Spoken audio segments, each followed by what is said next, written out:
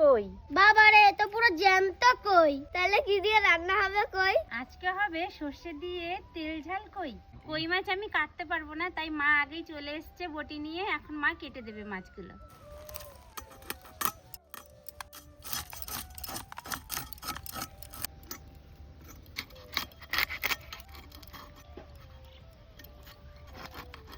মাছটার পেটের মধ্যে ডিমে ভর্তি। সবগুলি মাছ কাটা হয়ে গেছে, আর একটা আছে, এটা কাটলেই কাটা হয়ে যায়। মা মাছ ধুতে চলে গেছে, আমি মশলা করা শুরু করে দিই। সর্ষে কাঁচা লঙ্কা একসঙ্গে পেস্ট করে নেব।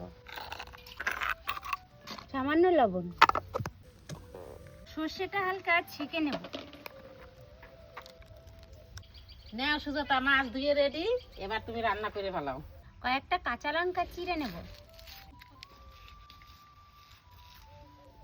সব মশলা দিয়ে এখন কই মাছটাকে মাখিয়ে নেব।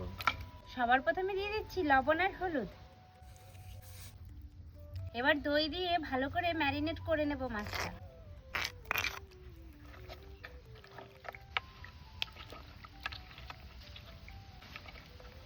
যেহেতু টক দই দিয়েছি, তাই সামান্য চিনি দিয়ে দেবো, তাহলে স্বাদের ব্যালেন্সটা ঠিক থাকবে। সবশেষে সর্ষে বাটা দিয়ে ভালো করে মাখিয়ে নেব।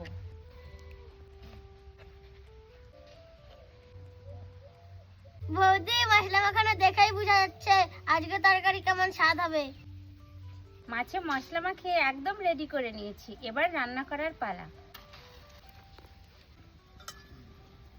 কড়াই গরম হয়ে গেছে, দিয়ে দিচ্ছি সর্ষের তেল। সম্বারের জন্য দিয়ে দেবো মেথি। কই মাছগুলো এবার দিয়ে দিচ্ছি।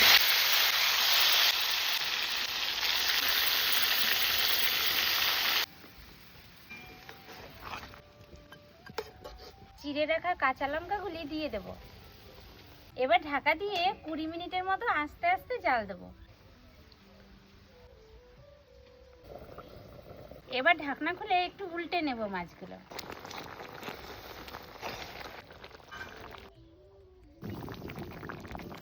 মাছটা হয়ে এসেছে, এখন দিয়ে দেবো একটু কাঁচা সর্ষের তেল।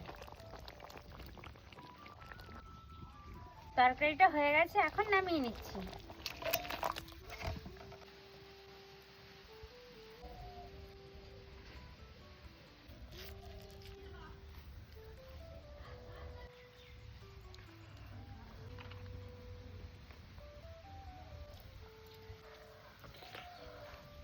বৌদি, মাছটা যা লাগছে না খেতে। সত্যি?